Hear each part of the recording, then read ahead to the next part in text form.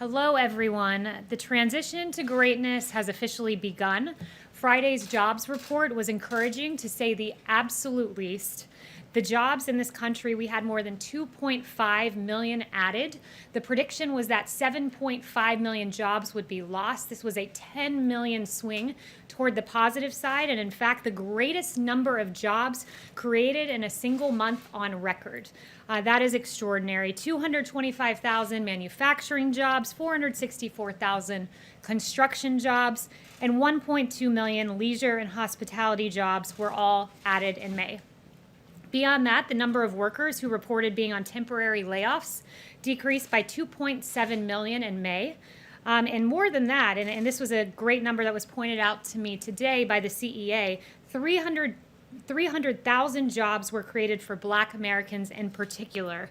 That's in May, and that was a 1.7% increase, so very encouraging numbers there from the CEA that they highlighted for me, BLS numbers that they highlighted.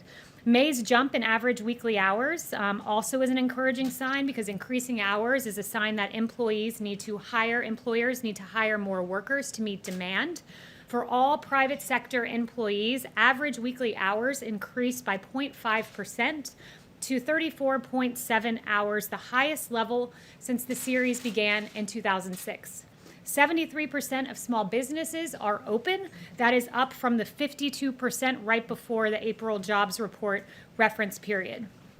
Also, workplace visits are up roughly 40% from its pandemic low. The stock market is absolutely soaring. We saw with the S&P that it had its greatest 50-day rally in history. The Dow, likewise, is also booming.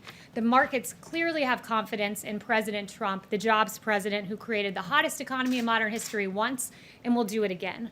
Also, commentators and economists have noted how great this jobs report was. Yesterday, we saw Mohamed El-Erian, the chief economic advisor at Allianz, say this will go down in history as the biggest positive data shock for the markets and the economy, and you saw how surprised the markets were. They surged on Friday, capping a strong week with the NASDAQ closing at a record high. He said it was also very surprising to the economists. Not a single one thought that we would create jobs. Everybody expected the unemployment rate would go up. It did not. Also, senior economic correspondent at the New York Times, Neil Irwin, noted that we have to think that the May employment numbers count as a strong win for PPP supporters. Obviously, the president signed that into law and has been a big cheerleader of the PPP. Typical economists missed it by 10 million, as I noted at the top of the briefing. 10 million. That's bigger than the entire state of Michigan nearly, and that's how much economists were off. Why is this happening? Well, it's happening because America has taken note of the fact that we have a president who ushered in the hottest economy in modern history, record low unemployment for Black Americans, for Hispanic Americans, for the disabled, for our veterans.